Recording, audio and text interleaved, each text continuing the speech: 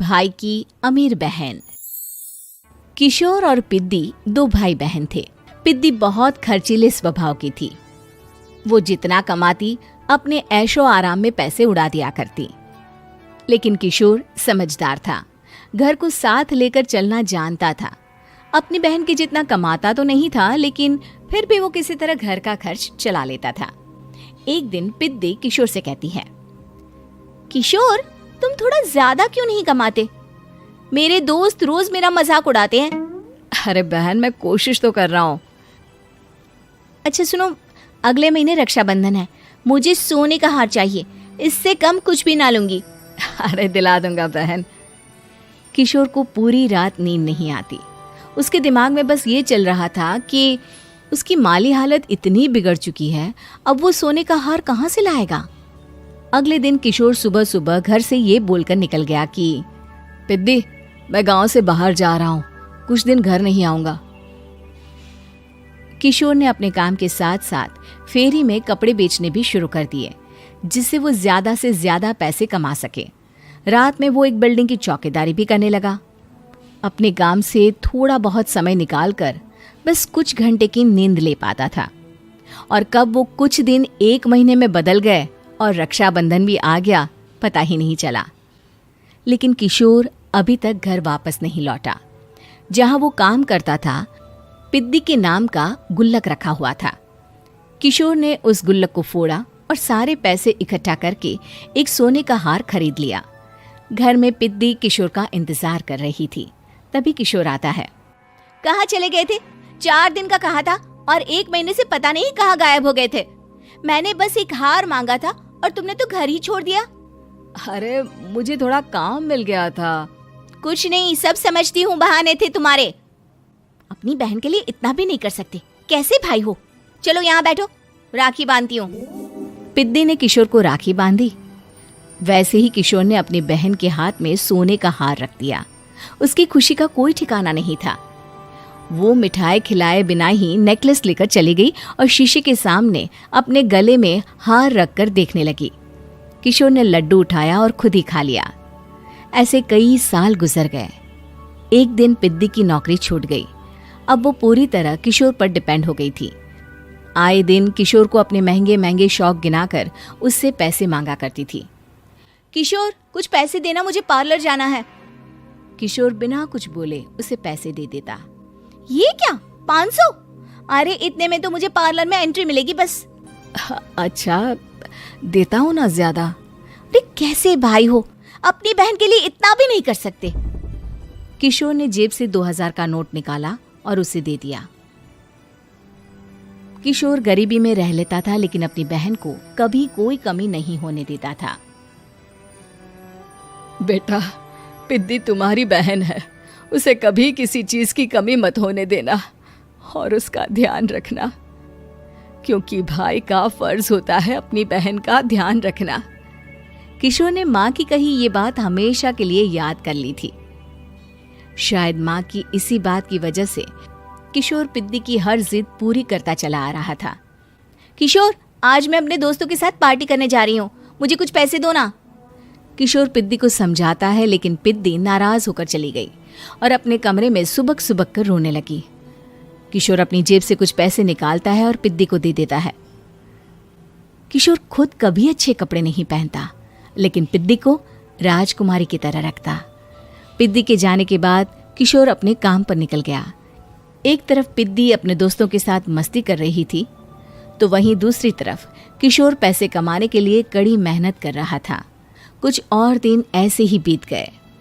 एक दिन पिद्दी एक लड़के को लेकर घर आई और उसे किशोर से मिलवाया।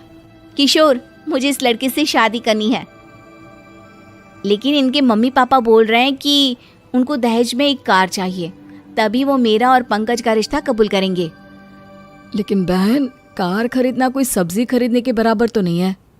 अरे कैसे भाई हो तुम, अपनी बहन के लिए इतना नहीं कर सकते? देखो, मैं ज्यादा इंतजार नहीं कर सकती, तुम्हें 1 साल में मेरे लिए कार खरीदनी ही होगी। अच्छा पंकज, एक काम करो, कल तुम अपने माता पिता को घर बुला लो, मैं उनसे तुम्हारे और पिद्दी के रिश्ते की बात कर लेता हूँ। अगले दिन किशोर के छोटे से घर में पंकज और उसके माता पिता आते हैं।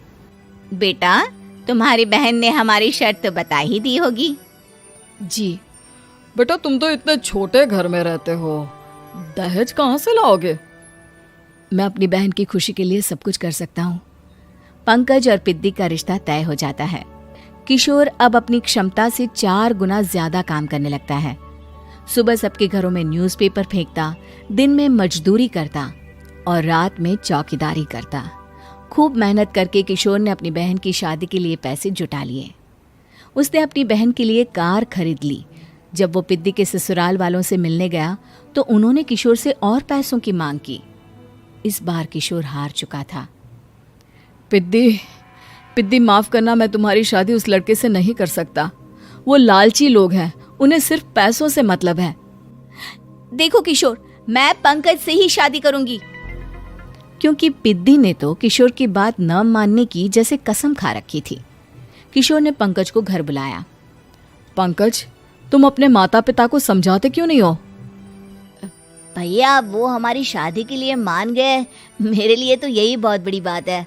हम एक काम कर सकते हैं, दहेज की रकम में से कुछ पैसे मैं आपको दे देता हूँ। अरे लेकिन समाज वाले क्या कहेंगे? अरे जब दुनिया को पता चलेगा तब ना। अच्छा, कुछ पैसे मैं अपने मालिक से कर्ज में ले लेता हूँ।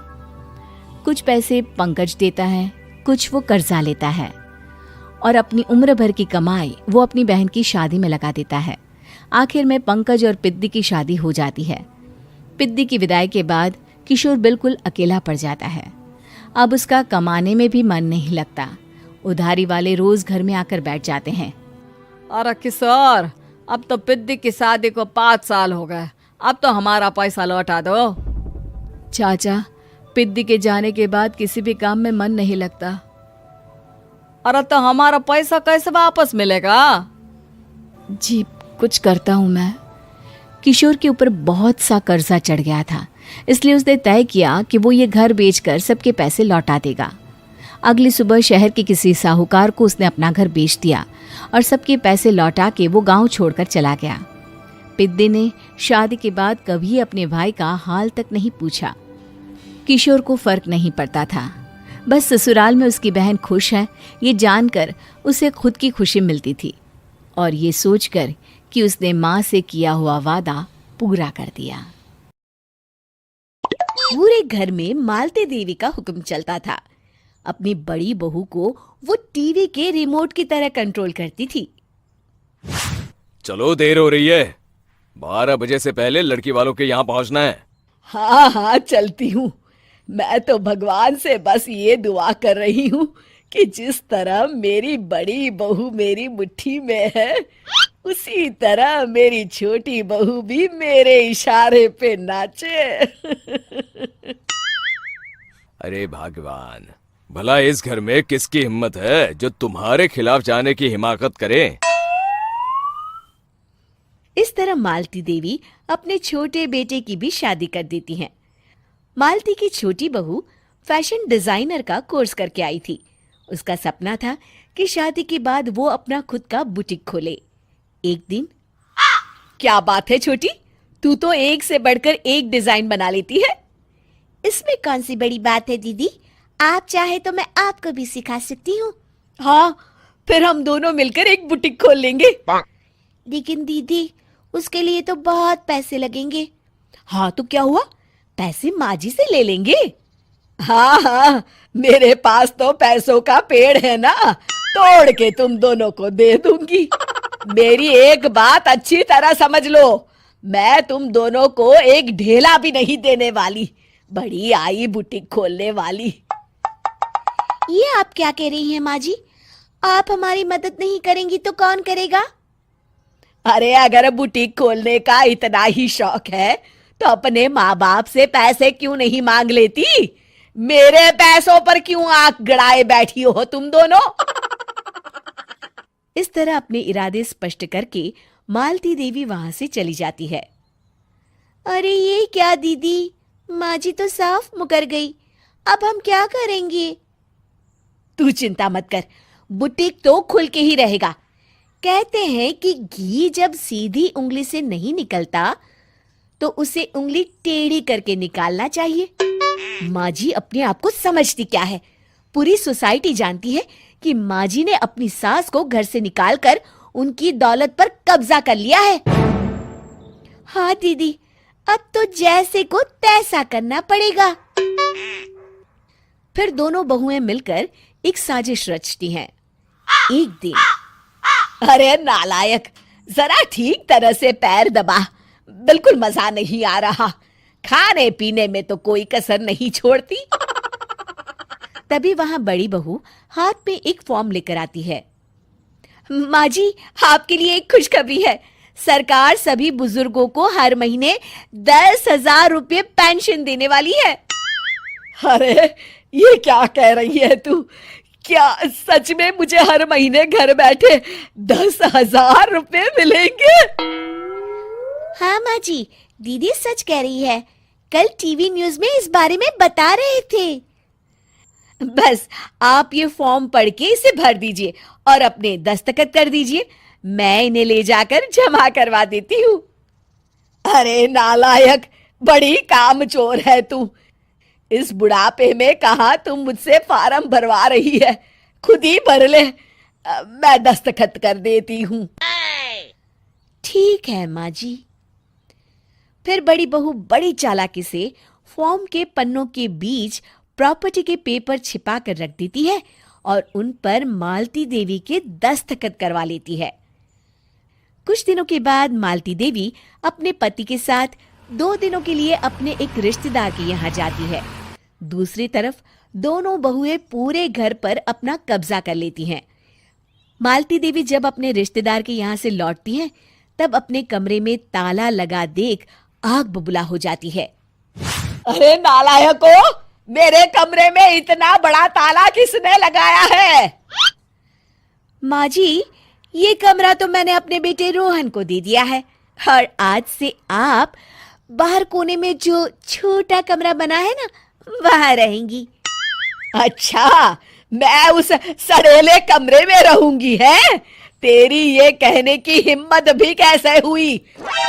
और मेरी इजाजत के बिना मेरा कमरा देने वाली तू होती कौन है? लगता है तू भूल गई, इस घर की मालकिन मैं हूं। तभी वहां छोटी बहू आती है। अरे माँ जी, आप इस घर की मालकिन नहीं है। अब इस घर की नई मालकिन हम दोनों बहुएं हैं। ये देखिए, इन प्रॉपर्टी के पेपर पर आप ही के दस्तखत है। अरे भाग्यवान, ये तुमने क्या कर दिया? दस्तखत करने से पहले एक बार ठीक से पढ़ तो लेती।